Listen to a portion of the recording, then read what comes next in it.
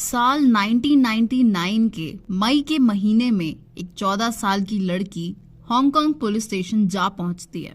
वहां जाकर वो ऑफिसर्स को बताती है कि पिछले कुछ हफ्तों से एक औरत की आत्मा उसे परेशान कर रही है।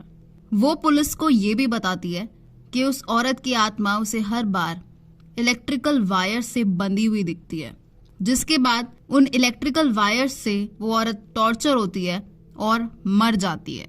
पुलिस उस लड़की की ये सब बातें सुन के हंसती है और बोलती है कि ये सिर्फ और सिर्फ टीनेज नॉनसेंस है और तुम्हारा वहम है, इसके अलावा ये और कुछ भी नहीं है, इस बात में कोई भी हकीकत नहीं है। लेकिन कुछ टाइम बाद पुलिस इस लड़की की बातों में इंटरेस्ट लेने लग जाती है और ऐसा इसीलिए होता है क्योंकि ये लड़की पुलिस को एक्सप्लेन करती है कि जो भूत इस लड़की को इतने टाइम से परेशान कर रहा है वो भूत और किसी का नहीं, उस औरत का है जिसका मर्डर करने में इस लड़की का भी हाथ है। इस 14 साल की लड़की की ये सब बातें सुन के पुलिस सीरियस हो जाती है, जिसके बाद वो लड़की पुलिस को एक अपार्टमेंट की तरफ लेके जाती है। उस फ्लैट के अंदर पुलिस को एक ओवरसाइज्ड हेलो किटी डॉल मिलती है, यानी कि एक बहुत बड़ी सी हेलो किटी नाम की डॉल मिलती है। अब आप सोचोगे कि इसमें इतनी बड़ी बात क्या है। एक्चुअल में उस हेलो किटी डॉल के अंदर पुलिस को एक औरत का सर मिलता है, कटा हुआ सर। उस औरत, उस विक्टिम का नाम होता है फैन मैन यी। फैन मैन यी की लाइफ बचपन से ही बहुत ट्रैजिक, बहुत दुखद होती है। बचपन में उसकी फैमिली उसको त्याग देती है, यानी कि अबैंडन कर देती है, जिसके बाद वो एक ऑर्फनेज में बड़ी होती है। वो ऑर्फनेज सिर्फ लड़कियों के लिए होती है और जब फैन मैन यी 15 साल की हो जाती है तब ऑर्फनेज वाले उसे उस ऑर्फनेज से बाहर कर देते हैं, क्योंकि उस ऑर्फनेज में एक एज लिमिट होती है, सिर्फ टीनेज तक ही बच्चे वहां पर रह सकते हैं। जिसके बाद फैन मैन यी ड्रग एडिक्ट हो जाती है। अपने ड्रग एडिक्शन को बरकरार रखने के लिए वो प्रोस्टिट्यूशन ज्वाइन कर लेती है।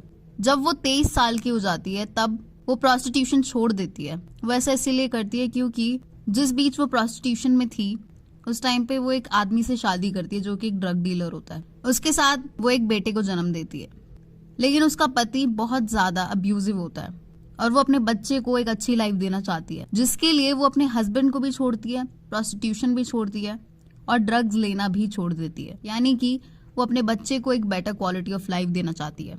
अब उसकी जॉब लग जाती है एक नाइट क्लब में एज अ होस्टेस और वहां से वो कुछ बहुत ज्यादा अमाउंट नहीं कमा रही होती, बस इतना कमा पा रही होती है कि वो अपने बच्चे को फीड करा सके और खुद भी खाना खा सके। अब मैं आपको लेके चलती हूँ 1997 की तरफ, जब फैन मैन यी एक आदमी से मिलती है जिसका नाम होता है चैन मैन लो। वो आदमी 34 साल का होता है, 34 साल का होता है। वो दोनों एक नाइट क्लब में मिलते हैं और डिस्कवर करते हैं कि दोनों के बीच कुछ कॉमन है। फैन मैन यी एक प्रोस्टिट्यूट होती है और चैन मैन लोग एक ड्रग एडिक्ट और एक ड्रग डीलर होता है। अब लेटर इन 1997 फैन मैन यी पैसों के लिए बहुत ज्यादा डेस्परेट हो रखी होती है क्योंकि उसको ड्रग्स लेने होते हैं। अब वो क्या करती है, वो मैन लोग के वॉलेट से पैसे चुराने की कोशिश करती है। उसके वॉलेट के अंदर $4000 होते हैं और वो ये रियलाइज नहीं करती कि उसको चैन मैन लोग के वॉलेट से चुराने का सोचना भी नहीं चाहिए था, because he was the last person she should have stolen from. हालांकि वो पैसे वो उसको वापस कर चुकी होती है, लेकिन उसी टाइम तुरंत वो अपने 2 आदमियों को मैन यी को किडनैप करने के लिए एनलिस्ट कर देता है।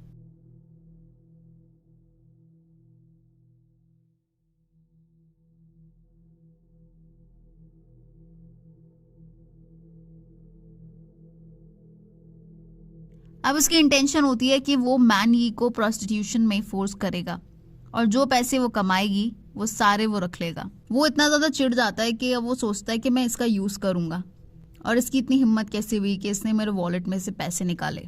अब उनका प्लान तो ये होता है, लेकिन जल्द ही उनका ये प्लान बहुत ही ज्यादा गंदा टर्न ले लेता है। अब वो उसे किडनैप तो कर लेते हैं, बट सोचते हैं कि इसको प्रोस्टिट्यूशन में डालना इनफ नहीं होगा, तो अब वो उसको टॉर्चर करना चालू कर देते हैं। और वो टॉर्चर कोई ऐसा वैसा टॉर्चर नहीं होता, वो लोग उसको लिटरली हर टाइम बांध कर रखते हैं, उसको बहुत बुरी तरीके से मारते हैं। इनफैक्ट कई बार उसको ऊपर लटकाकर पंचिंग बैग की तरह यूज करते हैं। पूरे 1 महीने के लिए वो पता नहीं कितने सारे हॉरर्स से गुजरती है, जैसे कि वो लोग उसकी स्किन को जलाते हैं, उसका रेप करते हैं, इनफैक्ट उसको ह्यूमन फीसीज और यूरिन पीने तक को मजबूर कर देते हैं।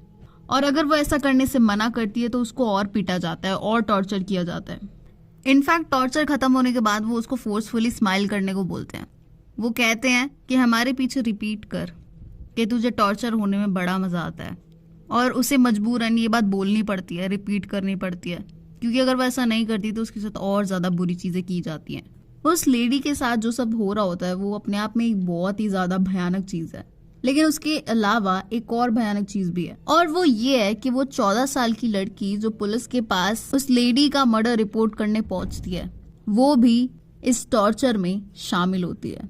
जैसे कि एक पॉइंट ऐसा आता है जब आ फोंग उस आदमी यानी कि उस ड्रग डीलर मैन लोग के अपार्टमेंट में पहुंचती है, वहां पर वो देखती है कि मैन लोग मैन यी के सर पे 50 बार लातों से हमला करता है, जिसके बाद आ फोंग यानी कि वो 14 साल की लड़की उसको ज्वाइन कर लेती है, और वो भी मैन यी के सर पे बहुत बार लातों से हमला करती है।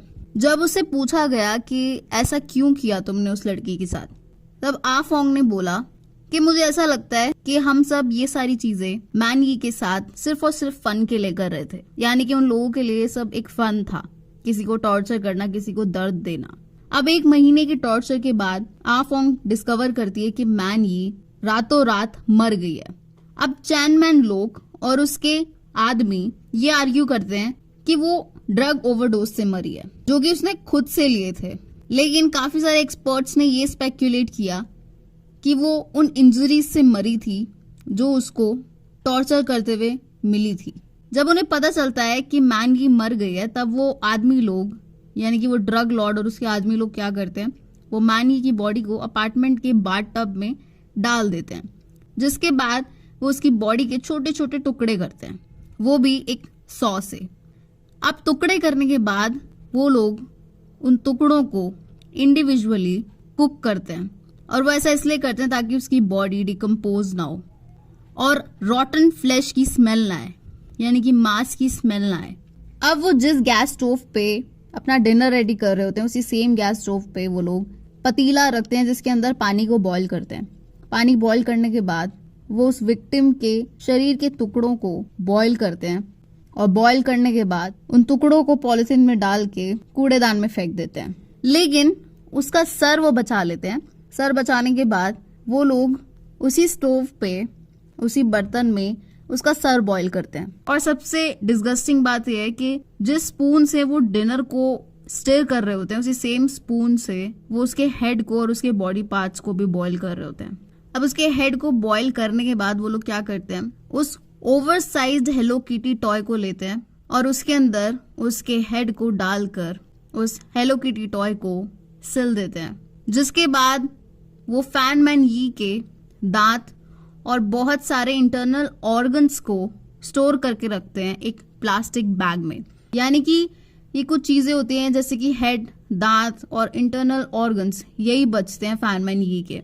इस चीज में कोई शक नहीं है कि जो चीज उस विक्टिम के साथ हुई वो बहुत ही भयानक थी, लेकिन जजेस और पुलिस के पास कोई भी वे नहीं था ये बताने का कि उस विक्टिम की मौत ड्रग ओवरडोज से हुई थी या फिर टॉर्चर से। एज अ रिजल्ट वो 3 आदमी मर्डर के लिए नहीं बट मैनस्लॉटर के लिए कन्विक्ट किए जाते हैं, क्योंकि ज्यूरी बिलीव करती है कि जो इंजरीज उन लोगों ने उस विक्टिम के ऊपर की, यानी कि जो टॉर्चर उस विक्टिम के ऊपर उन लोगों ने किया, उससे उस विक्टिम की डेथ तो हो सकती थी, लेकिन उन लोगों की इंटेंशन उसकी डेथ करना नहीं था, यानी कि उसको मारना नहीं था।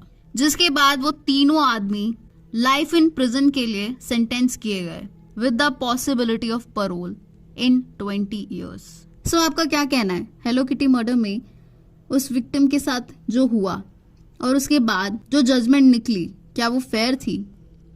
क्या वो विक्टिम ये सब डिजर्व करती थी? वो अपने बच्चे के लिए एक अच्छी लाइफ चाहती थी, बस उसने एक गलती कर दी कि उसने उस आदमी के पैसे चुरा लिए, लेकिन पैसे चुराने के लिए वो इतना कुछ डिजर्व नहीं करती थी।